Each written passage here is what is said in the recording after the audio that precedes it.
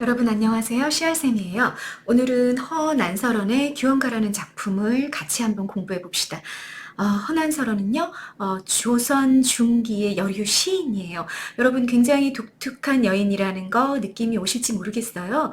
조선시대 때 여류 시인이다 그러면 황제니라는 기생이 일단 눈에 들어오죠. 저희 머릿속에 이제 좀 떠올라요. 근데 황제니는 이렇게 양반 남성들과 함께 같이 뭐 술자리든 뭐든 이렇게 같이 하면서 시를 지을 수 있는, 시를 창작하고 즐길 수 있는 그런 아주 독특한 위치에 있었던 기생이라는 신분의 여성이었고, 또 우리가 조선시대 때 여성으로 좀 이름이 높다 그러면 뭐 신사임당 뭐 이런 인물들도 머릿속에 떠오르죠. 근데 신사임당 같은 경우도 뭐 그림을 굉장히 잘 그렸다고 하는데, 그림을 잘 그렸다라는 점보다는 율곡 이이 선생의 어머니다. 현모양처라는 이미지가 굉장히 강하고, 그런 점에서 조선시대를 대표하는 여인으로 이렇게 이름이 높단 말이에요. 그런 몇몇 인물들이랑 비교해 봤을 때 허난설원이라는 이 인물 대단히 독특한 인물이라고 볼 수 있겠습니다. 일단 양반 사대부 가문의 여인이었었고요. 그런데 뭐 자신의 뭔가 이렇게 뭐 현모라든지 양처라든지 이런 이미지보다는 어떤 남성을 보좌하는 남성의 어떤 어머니, 유명한 남성의 어머니 뭐 이런 이미지보다는 허난설원이 갖고 있었던 문제, 문학적인 재능이 너무나 훌륭했었던 그런 사람인 거예요. 그래서 조선 중기 천재 여류 시인으로 이름이 높았던 그런 인물이 허난설원입니다. 허균 여러분 알고 계시죠? 우리 최초의 한글 소설 홍길동전을 쓴 작가로도 유명하고, 또 조선 중기의 대표적인 진보적인 지식인 이으로도 굉장히 유명한데, 그 허균의 누이였어요. 누나였었고요. 굉장히 그 가문 자체가 허엽이라는 이제 아버지가 있었는데, 가문 자체 굉장히 진보적이었고, 그래서 이 허난설원이 딸이요 하나였었거든요. 그 이 딸 하나를 그 남자 형제들이 굉장히 이렇게 참 잘 보살피고 사랑했었고, 아버지도 이 허난설원이 갖고 있는 천재성을 일찍이 알아봐서 아주 많은 교육을 시켰고, 친정에서는 진짜 금지옥엽으로 자랐던 거죠. 이렇게 자라서 자신의 천재성을 마음껏 펼치고 공부하고 이랬던 여인이 시집을 가서 가부장제 하에서 굉장히 평범했던 자기 남편 의 어떤 열등감, 그리고 시부모님들의 시집살이 그 속에서 고통스러워 하다가, 그 안에서도 자신이 할 수 있는 것은 오로지 글을 쓰는 일이 뿐이었고, 그래서 많은 작품들을 남기고, 그런데 이 시집에서의 그 고통을 또 이겨내지 못하고 27살인가의 나이에 요절을 하거든요. 그래서 그 자기가 쓴 모든 글을 다 불태워 버리라는 그런 유언을 남기고 요절을 했는데, 그런데 친정에 남아있던 글, 그리고 이 남동생이죠. 허균이 자신이 이제 주고받았던, 자기 누나랑 주고받았던 이 편지에 있었던 그 글들을 너무 아까운 거예요. 그래서 그 유언을 어기고 이렇게 문집으로 묶어가지고 중국에서 출판을 했고, 중국에서 뭐 엄청난 센세이션을 불러일으켰죠. 그래서 야, 이 조선에 이런 어마어마한 보석 같은 여류 시인이 있었다. 그래서 엄청 유행하다가 그게 일본을 거쳐서 18세기 정도에 우리나라로 다시 들어오는, 그래서 우리나라에 알려지기 시작한 그런 여류 시인이 허난설원입니다. 이 여인이 얼마나 이 가부장제라는 조선의 어떤 아주 봉건적인 사회 제도 안에서 얼마나 고통을 받고 살아왔었는지를 자신의 글을 통해서 이제 남기게 된 거죠. 그래서 이 작품 속에는 이 허난설원의 남편이었던 그 사람의 굉장히 우두남, 아두남 뭐 이런 것들도 드러나고, 남편에 대한 원망도 잘 드러나고 있고요.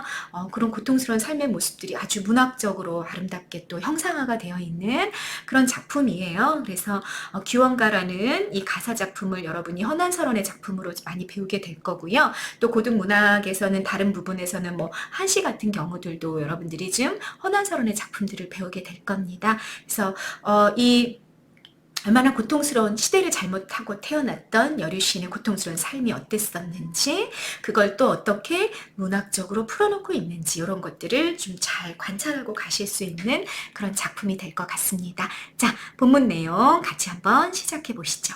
허난설원의 규원가. 여러분, 규 빨간색 동그라미 별표하시고요. 규방, 내방, 안방 모두 다 무슨 뜻이다? 기억하고 가셔야 됩니다. 여인의 방입니다. 화자가 여성임을 알려주게 되는 거죠. 원망하는 겁니다.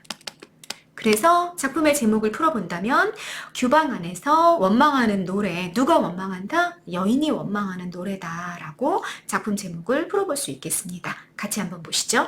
엊그제 젊었더니 하마어이 다 늙거니. 하마 빨간색 동그라미 별표 벌써라고 해석하는 단어. 엊그제까지 내가 젊었었는데 오늘 보니 벌써 어찌 다 늙어버렸는가. 자, 상황이 노출되면 체크하고 가십니다. 어떤 상황을 다루고 있습니까? 늙음이라는 상황을 다루고 있는 중이죠. 소년 행락을 생각하니 일러도 속절이 없다. 소년은 그냥 어릴 적이라고 해석하시면 돼요. 어릴 적 즐거운 일을 생각하니 이르다. 이르다 여러분 어떻게 해석하면 됩니까? 빨간색 동그라미 별표 말하다라고 해석하시면 되겠습니다. 말해도 속절이 없다. 소용이 없다. 여러분 어떤 정서 느껴지고 있나요? 허망함. 허무함, 허망함. 옛날이요. 해봤자 소용이 있다, 없다? 없다. 어렸을 적에 그렇게 금지옥엽으로 즐겁게 살았는데 지금 그것이 아무 의미가 없다. 이렇게 얘기하고 있는 중이죠.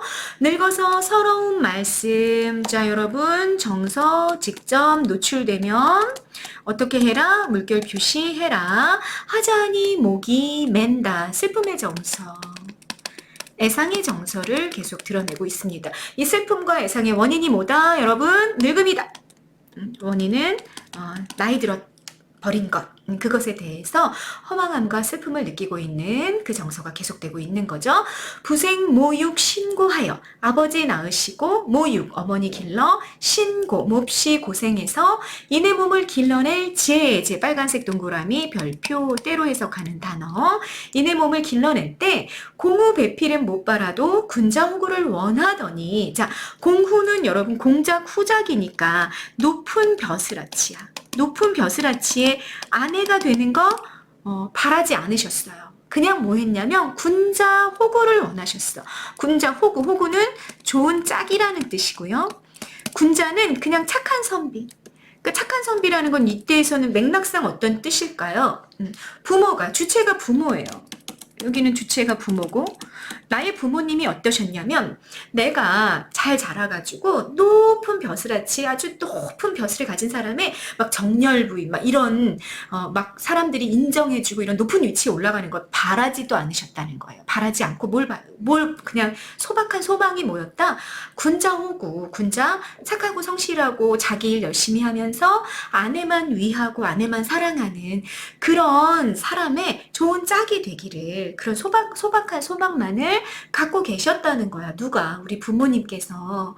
그런데 나는 실제로 누구랑 혼인을 했냐? 삼생의 원망스러운 업보여 월하의 연분으로. 자, 여기 드러나는 가치관, 운명론적인 가치관이에요. 내가 어떤 팔자였느냐? 삼생. 삼생은 여러분 세 가지의 생인데 요 세 가지의 생이 가리키는 거 전생. 이 있고 지금 현생이 있고 그 다음에 내생이 있다는 거죠. 인간이 이렇게 세 개의 생을 돌면서 업보를 쌓아간다는 거예요. 뭐 좋은 인연을 맺기도 하고 나쁜 인연을 맺기도 하고. 그래서 뭐 예를 들어 전생에서 뭐 원수지간이었다. 그러면 현생에서는 부모 자식으로 태어난다. 뭐 이런 얘기들이 있잖아요. 이렇게 이 세 개의 생이 연결되어 있고 그 속에서 인간의 운명이 이미 결정되어 있다라는 게 불교가 갖고 있는 윤회. 구요. 그리고 운명론적인 가치관이 거기에 깔려 있는 거죠. 그런 삼생의 원망스러운 업보, 그러니까 자기 남편이랑 자기는 굉장히 원망스러운 인연이 있었던 거예요. 전생에. 그래서 현생에서 아내와 남편 사이로 만나게 됐다, 이런 얘기를 하고 있는 중인 거죠. 월화노인은 우리 민간신앙에서 남성과 여성의 혼인으로 연결해주는 그런 신이란 말이에요. 그 월화노인의 연분으로 운명론적인 가치관, 자기 남편과 나는 혼인이 어떻게 됐다? 이거는 운명이었다라는 얘기를 하고 있는 중이죠. 남편과 나의 만남이. 장안유역 경박자, 자기 남편이야. 공후도 아니고 군자도 아니고 장안에, 서울에 빨간색 동그라미 별표하세요. 장안은 서울이라는 뜻. 놀유자, 호탕할 협자. 그러니까 놀기 좋아하고 좀 호탕하고 경박한 남자. 뭐 이렇게 우리 여러분들도 주변에 그런 친구들 있죠. 뭐 뭔 일 있다 그러면은 야 가자 그래갖고 막 놀러 다니고. 뭐, 막 이렇게 막 말 잘하고, 막 놀기 좋아하고, 바람 잡는 거 좋아하고, 막 사회도 잘 보고, 뭐 이런 사람 있잖아요. 그런 사람을 만난 거예요. 그런데 이 집안은, 이 허난서른의 허엽 그 가문은 막 굉장히 진지하게 공부하고 정신적인 가치를 추구하고 이런 집안이었으니까 이 남편감, 허난서른의 남편감이 그렇게 좀 잘 맞았던 것 같지 않은 거야. 장한유엽 경박한 사람. 그런 사람을 꿈처럼 만나서 당시에 용심, 마음씀이 마음 심자 쓸 용자잖아요. 마음씀이 살얼음이 디드는 듯 했다. 혼인할 당시에 자 비유 나왔죠. 비유 나왔고 어떤 상태다. 마음이 굉장히 조심스러운 상태. 살얼음을 디디는 것처럼 조심조심 그렇게 대할 수밖에 없고 너무 어렵고 도대체 이 사람 내가 어떻게 대해야 될지 잘 모르겠고 이렇게 힘겨운 결혼 생활이 시작이 되었다라는 이야기를 하고 있는 중입니다. 자, 처음에 탈로 늙음을 탄식하는 그런 정서로부터 시작을 해서 내가 우리 부모님이나 나의 소망과는 달리 장한유엽 경박자를 만나서 혼인할 당시에 굉장히 아주 조심스럽게 살아가게 되는 상황에 대한 이야기까지를 나눴습니다. 그 다음 단락 보시죠. 3호 15살 3 곱하기 5 28 2 곱하기 8 16 15 16 겨우 지나 천연여질 하늘이 부여한 아름다운 자질이 저절로 일어날 때야. 15 16살 얼마나 야들야들하고 예쁠 때 그럴 때 이 얼굴 빨간색 동그라미 별표 3개 여러분 이거 어휘 축소되는 단어의 의미가 축소되어 있죠. 처음에는 머리부터 발끝까지의 모습이라는 뜻이다가 지금 현재는 안면이라는 의미로 줄어들어 있어요. 어휘 축소된 단어. 자, 우리는 중세국어의 지문을 보고 있기 때문에 얼굴은 안면으로 해석하시면 안 되고 모습으로 해석하셔야 됩니다. 이 모습 이태대로 100년의 기약을 했다. 혼인의 약속을 했단 말이야. 그때 그러니까 혼인 약속할 당시에 난 몇 살이었어? 15, 16이었어. 그래서 나 어땠어? 되게 예뻤어. 플러스였어. 그런데 영광이 후롤했어요. 세월이 빨리 지나가고 조물이 다시 했어. 조물주가 많이 시기한 것 같아. 그래서 봄바람, 가을, 무리, 배오래, 배시로라기에 북이 지나가듯 지나갔다라는 얘기를 하고 있어요. 자, 여러분 세월이 어떻게 지나갔다는 얘기일까? 시간이. 봄바람, 가을, 물은요. 요거는 시간의 흐름을 비유하는 단어가 되는 거고요. 마치 배틀의 배올 사이에 북이 지나가듯 지나갔다는 건 선생님이 잠깐 설명해 줄게요. 여러분 선생님도 TV에서만 봤는데 요게 이제 배틀이에요. 배틀이면 여기 배틀에 시실과 날실이 이렇게 걸려 있거든요. 그리고 자, 선생님이 다른 색깔 펜으로 한번 해볼게요. 여기에 뭐가 있냐면 이렇게 북이라는 게 걸려 있어. 북이라는 게 시실과 날실 하나를 이렇게 엮어서 있는 거예요. 그리고 이제 손을 막 이렇게 돌리거나 아니면 발을 막 이렇게 굴려. 그러면 이 북이 막 이렇게 지나가면서 시실과 날실을 막 엮어가지고 뭐 천을 짜는 거예요. 천을. 그거가 이제 이렇게 배틀에서 천을 짜는 과정이거든요. 그런데 세월이 꼭 마치 모처럼 흘러갔다. 그렇게 그 북이 시실과 날실을 엮듯이 막 이렇게 지나갔다는 거예요. 시간이 막 눈깜짝할 사이에 지나가 버린 거죠. 그렇게 되다 보니까 설빈화한 너무나 꽃같이 아름답고 정말 눈송이처럼 아름다웠던 그런 머리카락 이런 것들이 모두 다 어디로 가고 면목이 가증스러운 가증스러운 거 이랬을 때 너무 밉다라는 뜻이잖아. 얼굴이 너무 밉게 변했구나 라고 이야기하고 있는 중에 너무 불쌍하죠. 그죠? 설빈화는 여러분 천연여질 하늘이 부여한 타고난 자질이 잃었을 때 그 자기의 정말로 꽃다운 얼굴이에요. 과거의 플러스. 그런데 그거 어떻게 됐어? 세월이 훅 가는 동안에 면목 가증스럽게 현재의 마이너스. 이 대비를 통해서 지금 현재의 비극성을 부각하는 거죠. 대비를 통해서 이해되시죠? 그렇게 변했구나. 그러니 내 모습을 내가 보니 어느 님이 날 괴소냐 괴다 여러분 빨간색 동그라미 별표 단어 사랑하다라는 뜻이라는 거 이미 알고 있어야 됩니다. 내 모습을 내가 보니 어느 님이 날 사랑하겠는가. 내가 봐도 나는 너무 미워. 그러니 내 남편이 날 사랑해 주겠어? 라고 말하고 있는 중이죠. 스스로 참괴하니 여러분 부끄러울 괴짜야. 그래서 여러분 참고 표시하시고요. 자괴감이 무슨 뜻이야? 이렇게 물어보면 어떻게 답해야 되냐면 자괴감이 자기 괴로움이에요. 이렇게 답하시면 안 되고요. 정확하게 자기 부끄러움이야. 자기가 자기 스스로를 부끄러워할 때 뭐라 그런다? 우리가 자괴감을 느낀다라고 이야기한다. 괴가 뭐니까? 부끄러울 괴짜니까 라는 얘기야. 스스로 부끄러워하니 누구를 원망하겠는가? 누구를 원망할 필요 있어? 없어? 없어. 누구 탓이야? 내 탓이야. 자택. 내가 미워져서 그런 거야. 이렇게 말하고 있는 중이죠. 관련 한자성어 있습니다. 뭔가요? 관련 한자성어. 누구를 원망하고 누구를 탓하겠는가. 수원, 수구. 원망할 구. 원망할 원. 탓할 구. 누구 숫자예요. 그래서 누구를 원망하면 누구를 탓하겠는가. 이게 한자성어의 뜻입니다. 직역했을 때 우리 보통 자책할 때 나오는 한자성어예요. 지금 이 사람 자책하고 있는 거고 자괴감을 느끼고 있는 중인 거죠.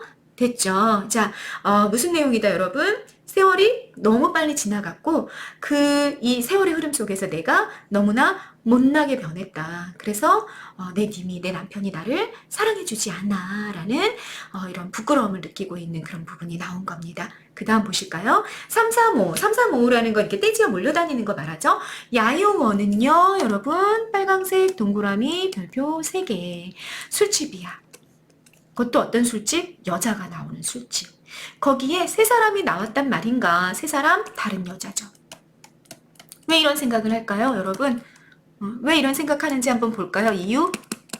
꽃이 피고 날이 저물 때 정처 없이 나갔어. 누가 나갔을까? 주체 한번 생각해 보세요. 날이 저물 무렵이 되면 나가. 그런데 나가는데 어떻게 나가냐면 백마를 타고 금채찍을 들고 다시 말해 굉장히 호사로운 행장을 하고 저녁 무렵이면 나가. 어디 머무는가? 어디 머무는가? 어디 머무는지 잘 모르겠어. 근데 아무래도 술집 간 것 같아. 이러고 있는 중인 거죠. 그러면 누가 나갔을까? 네, 남편이 나가는 거야. 남편이 나가는데 어떻게 나가? 지금식으로 얘기하자면 머리를 쫙 발라서 넘기고 막 옷을 막 엄청 호화로운 옷을 차려입고 스포츠카를 쫙 타고 나가는 거지. 그리고 안 돌아와. 그러는 남편의 모습을 보면서 생각한 거야. 술집에 새로운 여자가 왔나? 라는 생각을 하는 거죠. 그러면 야유원의 세 사람이라는 건 여러분 기능이 뭐가 된다? 방해물이다. 화자와 님 사이를 방해하는 장애물이다. 우리 사랑 노래에서는 이런 장애물로 기능하는 거 굉장히 많죠. 여러분 기억 한번 해볼까요? 뭐 예를 들어서 정읍사 예, 진대, 질척질척한데 라는 것도 있었고 뭐 서경별곡 같은 경우는 건너편 꽃 뭐 이런 단어들도 있었고 이렇게 뭔가 남녀간의 사랑에서는 이별 노래에서는 이 화자와 님 사이를 막아서는 그런 장애물들이 이런 식으로 다양한 것들로 표현이 되잖아요.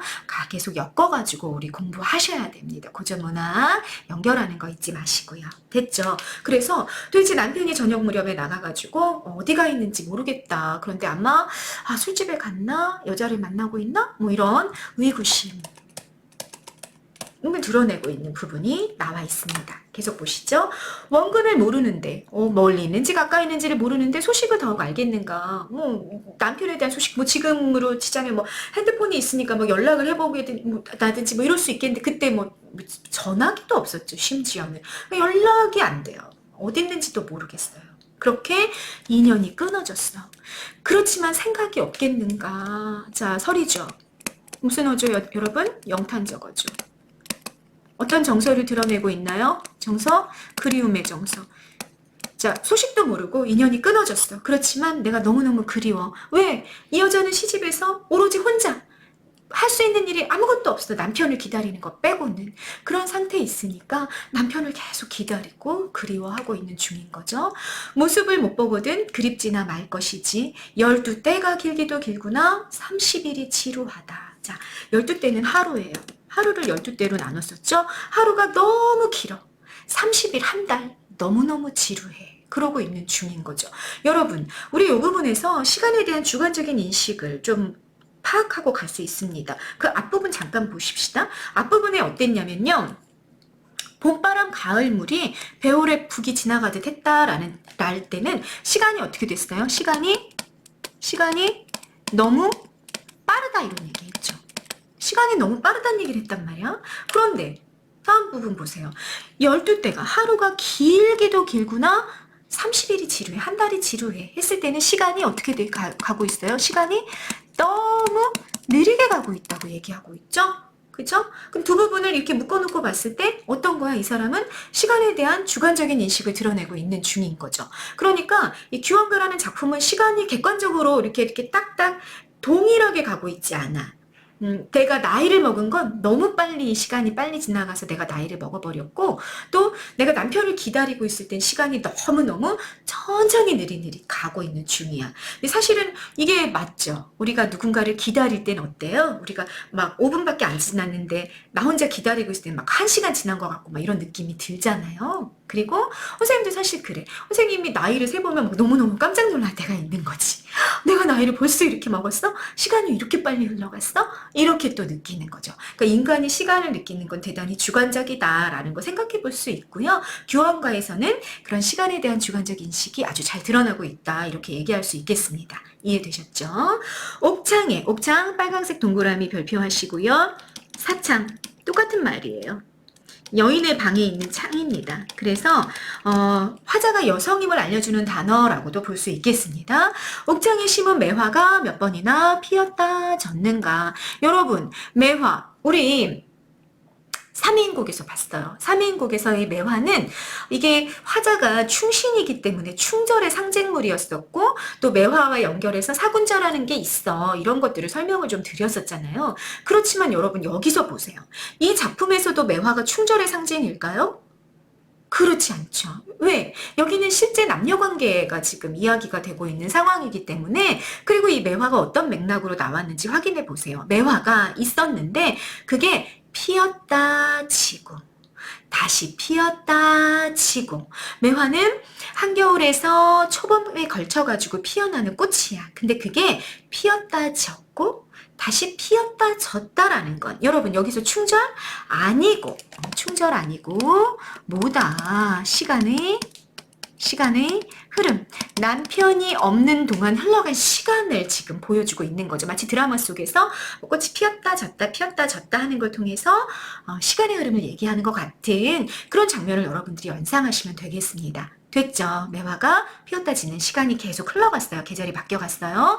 겨울밤 차고 찰 때 자국눈이 섞어서 쳤고요. 자, 눈 별표 여름날 기울기 때 자 시간 계절 계속 흘러가고 있습니다. 계절의 변화 나타나고 있고요. 구준비, 장마비는 계속 내리고 있어요. 별표하시고요. 무슨 일인가? 자, 기억. 대구와 설이 쓰인 거 보이시죠? 겨울밤, 여름날, 차고 찰 때, 길고 길 때, 자국눈, 구준비 이렇게 바뀌어가고 있잖아요. 그죠? 그래서 구가 이렇게 딱딱 매칭되는 대구. 무슨 일인가 했을 때 설이, 의문형, 종결어미 이런 표현법들이 나타나 있고요. 그리고 여러분 여기에 자국눈과 구준비는요. 객관적 상관물이라고 볼 수 있습니다. 이렇게 기억하고 가시면 돼요. 여러분 자 컨셉 공식 하나 또 알려드릴게요. 이별의 정한 이별의 슬픔을 다루는 이게 주제인 작품에서 자 이렇게 정리하시는 거야. 물의 이미지가 나왔다. 물과 관련된 이미지가 나왔다. 그러면 여러분 뭘 연상해라? 눈물을 연상하십시오. 그러면 슬픔이란 얘기죠. 그래서 슬픔을 드러내는 물의 이미지는 뭐가 되겠다? 화자의 정서와 관련되어서 화자의 정서를 부각하는 객관적 상관물이 될 거다라는 얘기예요. 눈, 물이죠. 물이 이렇게 차가운 날씨에 굳어져 결정이 된 것이 눈이잖아. 비도 물의 이미지죠. 얘네들이 바로 물의 이미지다 이 얘기예요. 그래서 뭐다? 화자의 눈물을 연상케 하는 객관적 상관물이 됐다라는 얘기입니다. 됐죠? 자, 여기 계절이 계속 바뀌어가면서 화자의 눈물과도 같은 겨울에는 눈이 내렸고 여름에는 장마비가 내렸어요. 삼춘하류 이미지 다시 삼춘 여러분 여러분 요거 봄춘자인 거 아시죠? 그러면 여러분 우리가 1년이 몇 달이야? 12달이잖아. 12달을 사계절로 나누면 각각의 계절에 몇 달씩? 3달씩 들어가잖아요. 그래서 우리가 삼춘 하면 그냥 봄 하면 되는 거야. 삼하 하면 여름 하자. 이해되셨죠? 그러니까 3이라는 숫자가 왜 붙는다? 3달씩 각각의 계절에 들어가기 때문에 그런 거예요. 됐죠? 그래서 삼춘, 봄, 화, 꽃이 피고, 류, 버드나무에 잎이 달리는 호시절, 조을호자입니다. 조을호자. 그러니까 여러분 여기까지 딱 끊어내면 객관적인 상황은 어때? 객관적인 상황은 봄이 와가지고 막 꽃들이 피고 버드나무에 막 파릇파릇 잎이 달리는 상황은 굉장히 플러스야. 그런데 그 경치를 봐도 시름이 없어요. 아무 생각이 나지 않아요. 좋아요? 나빠요? 나빠요. 왜? 내가 주관적인 상황이 어떠니까? 님이 내 옆에 없어. 처지의 마이너스. 두 개가 뭐 되고 있다? 대비가 되고 있다. 그래서 객관적인 상황의 플러스는 어떻게 된다? 상황의 플러스는 변질되고 처지의 마이너스는 부각이 되는 그런 발상법이 나왔다. 라는 거 여러분 요거 별표 3개 하고 요 발상법을 또 기억하고 가시면 되겠습니다. 요건 선생님 여기 정리해 놨어요. 자, 삼춘하류 호시절을 자연의 플러스, 경치를 봐도 아무 생각이 안 나 인간의 마이너스에 대비를 통한 인간사의 비극성 이렇게 해석하셔도 되고요. 객관적 상황의 플러스와 주관적 처지의 마이너스의 대비를 통해서 주관적 처지의 마이너스를 부각하는 그런 효과가 있었다라고 정리하셔도 되겠습니다. 됐죠? 자, 시간은 계속 흘러갔고 그 상태에서 화자는 님을 계속 그리워하지만 님은 화자에게로 오지 않고 있고 그래서 너무너무 고통스럽고 외롭고 괴롭다라는 얘기까지 보신 겁니다. 그 다음 보시죠. 가을달 계절이 계속 흘러갔어요. 방에 들어오고 실솔이 상에 울었네. 실솔 여러분 빨간색 동그라미 별표 많이 나오는 단어. 귀뚜라미가 침상 위에서 운다. 자, 귀뚜라미 그냥 소리를 낸 거야. 그런데 내가 슬프니까 귀뚜라미가 울었다고 말했네. 표현법 뭐가 쓰였다?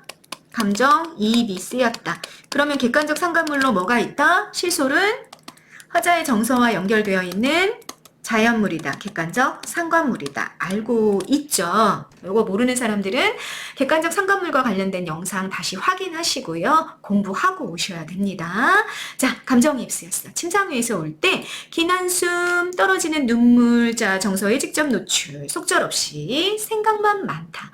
아마도 모진 목숨, 죽기도 어려울 것만 같구나. 죽음을 생각했어. 왜 안 죽지? 나 빨리 죽었으면 좋겠는데 목숨이 너무 모질구나. 이런 생각까지 했단 말이야. 그래서 돌이켰죠. 여러분 돌이켰다라는 건 뭐야? 어떤 한 방향으로 가고 있다가 돌이키는 건 이렇게 도는 거잖아. 그러니까 얘는 전환을 시도한 거죠. 이렇게 하면 안 되겠어. 나 자꾸 죽고 싶네. 막 우울해. 이러면 안 되겠다. 우리 정신 좀 차리자. 이렇게 해서 자기 스스로 자기를 이제 기운을 북돋으려고 한 거죠. 돌이켜 풀어 생각하니 이리하여 어이하리. 푸른 등을 돌려놓고 녹기금 검은 고를 비스듬히 안았어요. 자, 악기 연주하려고 그러는 거야. 요거 전환 시도의 매개체가 나온 거죠. 여러분 이렇게 악기 연주 잘하는 사람, 뭐 피아노를 굉장히 잘 친다든가 이런 사람들 보면 막 기분이 너무 우울하고 꿀꿀하고 그럴 때 이렇게 어떻게 해? 피아노 앞에서 이렇게 쫙 연주를 하고 나면 뭔가 이렇게 좀 감정이 전환이 되거나 이런 거 있잖아요. 그거를 지금 이 여인이 시도를 하고 있는 거예요. 그래서 푸른 검은 고를 비스듬히 안아. 자, 빗기 빨강색 동그라미 별표 비스듬히 암기하십시오. 비스듬히 안아서 병년아 한 곡조를 시름을 따라 섞어서 타니. 자, 요거는 곡조 명이었어. 병년아라는 곡을 시름을 따라서 섞어서 탔어. 그냥 우울한 거지. 그래서 이렇게 우울한 상태에서 연주를 했어. 뭔가 기분을 전환하기 위해서. 그랬는데 소상강 밤비에 대나무 소리가 섞어도는 듯 했고 그 소리가 화표, 천년에 벼락이 운이는 듯 했어. 망주석, 화표는 망주석이야 여러분. 그냥 비석 같은 거라고 생각하시면 돼요. 천년 만에 온 특별한 학이 우는 것만 같았어요. 여러분. 자, 몸에게 튀는 도대체 이게 뭐야? 소상강 중국 지명이라는 거 알고 있으면 도움이 조금 될 것 같고요. 천년 만에 화표에 특별한 학이 왔어. 뭐야 이게 도대체 무슨 말이야? 했을 때는 여러분 어떻게 생각해라? 중국 고사가 인용이 된 것으로 생각을 하고 가시면 되겠다. 자, 고사의 내용 알 필요 있다 없다? 없다. 알고 있으면 뭐 도움이 되겠지만 굳이 할 필요 없다. 맥락을 연결해서 봐라. 자, 뭘 따라서 섞어 탔다? 시름을 따라 섞어 탔단 말이야. 그러니까 그걸 탔는데 병년아 곡조가 마치 이것처럼 느껴진 거죠. 소상야유부터 벼락이 우는 것처럼 느껴졌단 얘기예요. 병려나 한곡조의 그 느낌이. 그러면 곡조의 느낌이 어땠단 얘기야?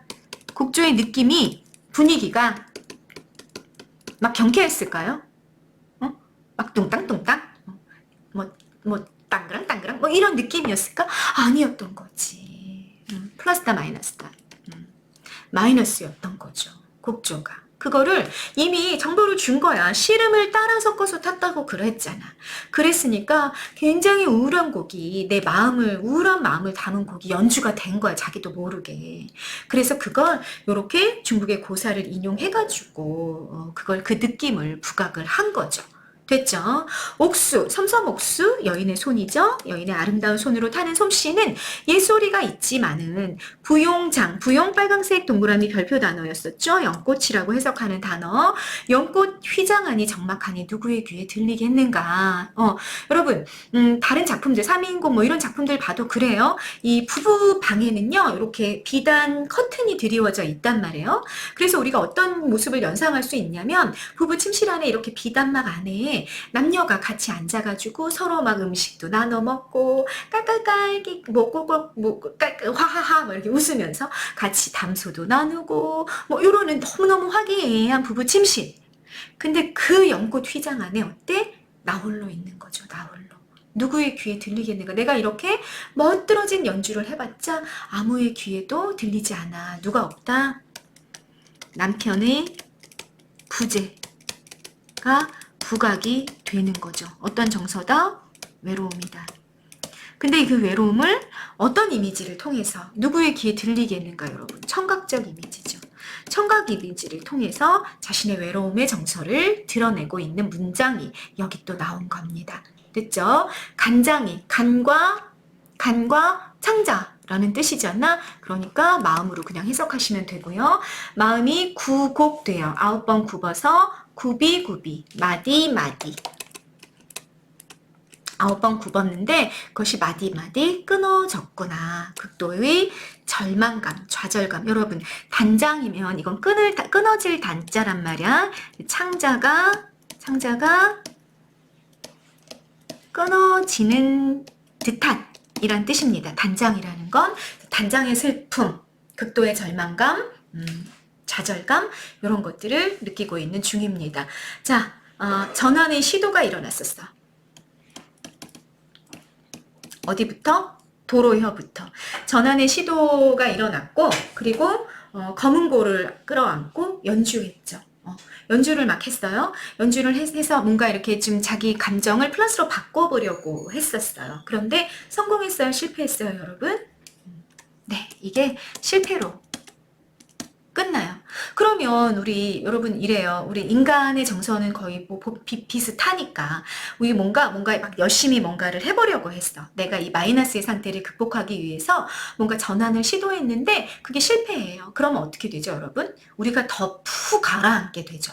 뭔가 내가 열심히 공부해가지고 시험을 봤어. 성적이 좀 잘 나올 거라고 생각을 했는데 이렇게 한 3달, 4달 공부한 거로는 성적이 그렇게 많이 올라가지 않고 오히려 더 떨어질 수도 있어요. 그랬을 때 우리 어떻게 해요? 더 좌절하고 더 실망하고 나는 해도 안 되나 봐 이런 생각하게 되잖아요. 그죠? 이 여인의 상태가 그런 상태가 된 거죠. 그럼에도 불구하고 사실 우리는 어떻게 해야 돼? 더 노력해야 돼. 더 노력해서 어떻게든 그걸 벗어나기 위해서 애쓰고 그래서 그 노력이 축적이 됐을 때 그 상황을 벗어날 수 있어요. 그런데 이 여인은 그렇게 할 만한 힘이 남아있지 않았어요. 그래서 네, 마지막으로 가십니다. 어떻게 했냐면 차라리 잠이 들어. 현실에서는 이 현재의 상황 속에서 뭔가 일이 해결될 것 같지 않아. 그래서 꿈을 꾸려고 했어요. 꿈에나 보려고 했어. 님을 보려고 했는데 자, 잠을 잘 수 있었어요? 못 잤어요. 바람에 떨어지는 잎, 풀 속에 웃는 짐승, 벌레. 무슨 일 원수가 돼서 잠마저 깨우는가. 이 소망 실현의 가능성의 공간, 가능성을 가지고 있는 공간이 꿈인데 그것 또한 좌절이 되죠. 어떤 것 때문에? 잎과 짐승 때문에. 그래서 잎과 짐승은 장애물로 기능하게 되는 거고요. 무슨 일 원수가 되어 잠마저 깨우는가? 천상의 견우직녀, 은하수가 막혔어도 자, 은하수는 막는 기능을 하네. 그러니까 견우직녀에게 얘도 장애물. 그런데 이 은하수 같은 경우 견우직년 어떻게 하냐면 7월 7석 1년에 한 번을 실기치 아니거든. 기한을 어길 실자예요. 어길 실자. 때를 어기지 않는데 조금 의역을 한다면 때를 어기지 않고 만나요. 뭐 때문에 만나요? 오작교 때문에 만나잖아. 견우와 직녀, 여기가 견우가 있고 여기 직녀가 있으면 여기 은하수가 맞고 있단 말이야. 그런데 어때? 까마귀까치가 이게 저희 회의하잖아. 회의해가지고 야 둘이 너무 불쌍해. 우리 만나게 해주자. 그리고 이렇게 다리를 놔주잖아요. 그래서 7월 7석 1년에 한 번 만나서 서로 막 눈물을 뿌리면서 울죠. 7월 7석에 항상 비가 내리는 거 아니야. 그죠?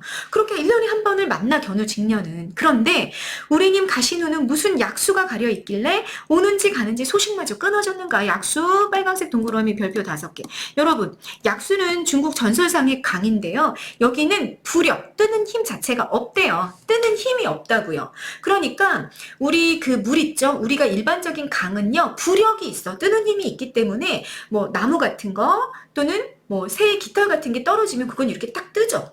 그래서 우리 배가 건너갈 수 있는 거야. 그런데 이 약수에는 그 뜨는 힘이 없어. 그러니까 나무든지 뭐 깃털이라든지 아무리 가벼운 것도 그냥 이렇게 딱 내려앉는 순간 툭 가라앉아 버려요.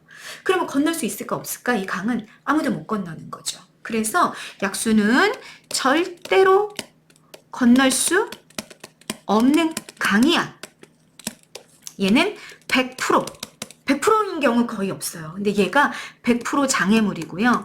100% 단절의 상징물이에요. 단절의 상징물 기억하고 가셔야 됩니다. 자, 은하수가 막아도 견우직녀는 만나. 그런데 님과 내 사이엔 나 사이에는 뭐가 막았어? 약수가 막혔어. 약수가. 그래서 오는지 가는지 소식마저 알 수 없는 거죠. 아주 영원한 단절 상태에 님과 내가 있다. 뭐 극도의 좌절감이 없겠죠. 그런 얘기를 하는 겁니다. 난 그럼에도 불구하고 이 여인이 할 수 있는 건 이 가부장제 하에서 시집 안에서 기다리는 것밖에 없는 거예요. 계속 기다립니다. 난간에 비스듬히 서서 자 비경 비스듬히라고 해석하는 단어였던 거 알고 계시죠? 비스듬히 서서 님 가신 데를 바라보니 풀의 이슬 새벽이야. 새벽 이슬이 맺혀 있고 모운 저녁 구름이 지나갈 때 자 역시 시간의 흐름 시간이 흘러가는 동안 이 여인 계속 어떻게 했을까? 기다렸죠. 대나무숲 푸른 곳에 새소리만 더욱 서럽다. 새가 슬프게 울고 있구나 그러는 거야. 자 표현법 못 쓰였다. 새는 그냥 소리를 낸 거야. 그걸 서럽게 느낀 건 화자의 정서 감정이입 쓰였습니다.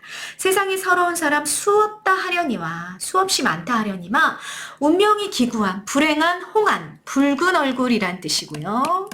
붉은 얼굴은 여러분 발그레한 젊은 여자를 일컫는 표현이에요. 그래서 여기 대유법 부분으로 전체를 일컫는 대유법이 쓰인 거죠. 운명이 기구한 불행한 젊은 여자 나 같은 이가 또 있겠는가. 아마도 이님의 지위로 빨간색 동그라미 별표 탓으로라고 해석하는 단어 이님의 탓으로 이님 때문에 살 듯 말 듯 하여라. 자 최종 정서 중요하죠. 정리하십니다. 님을 향한 원망의 정서 그리고 절망감 체념적인 자탄 자기 탄식이라는 뜻이죠. 자탄을 드러내면서 이님 때문에 내가 죽을 것만 같아 라고 얘기하다가 작품이 마무리가 됐죠. 자, 27살의 나이로 요절했던 여인의 너무나 고통스러운 삶을 문학적으로 아름답게 풀어낸 가사 작품 하나를 보신 겁니다. 자, 우리 이런 가사 규방가사, 내방가사라고 이야기해요. 양반, 사대부, 부녀자의 노래다라는 뜻입니다. 또 노래고요. 그리고 전격가사입니다. 여러분 뭘 가지고 전격가사라고 하는지 알고 계시죠? 이젠 알고 있어야 돼요. 전격가사라고 했을 때 정해진 격식이 있다라는 건데 어떤 걸 보면 된다? 가사의 제일 마지막 문장 아마도 끊고 이님의 지위로 끊고 살똥말똥 끊고 하여라 끊고 했을 때 4개의 마디로 끊어지고 글자 개수 첫 구절은 무조건 3음절 두 번째 구절은 5음절 이상 이렇게 끝나게 되면 우리는 정해진 격을 지킨 가사다. 전격가사다 라고 말한다 라고 얘기했고요. 이건 시조 종장의 율격과 동일하다 라는 이야기까지 했습니다. 그래서 조선 중기 여인이라고 얘기했었잖아요. 조선 전기, 중기 양반 사대부 가사의 특징이 전격 가사인데 그런 전격 가사로서의 특징도 참 잘 보여주고 있는 문학성이 굉장히 높은 그런 작품 하나를 보신 겁니다. 여러분, 이별의 정한을 이야기한 가사가 조선 전기의 대표적인 가사가 딱 3개가 지금 보인 거야. 삼위인고, 송미인고, 앞에서 다 공부하셔야 되는 작품이에요. 그리고 규원가. 셋 다 이별의 정한입니다. 그런데 여러분, 이렇게 끊어지는 거죠. 왜? 삼위인국, 송미인국의 남녀 관계는 사실은 뭐였기 때문에? 신하, 임금 관계였기 때문에 얘네들은 실제 남녀가 아니고 신하와 임금이 탈을 쓰고 있는 것이다. 가면을 쓰고 있는 것이다. 라고 얘기했고 규원간 그렇지 않죠. 여인 작가, 여류 작가가 쓴 작품인데 실제 남녀 관계다. 라는 것까지 여러분 마무리 정리하고 가시면 되겠습니다. 됐죠?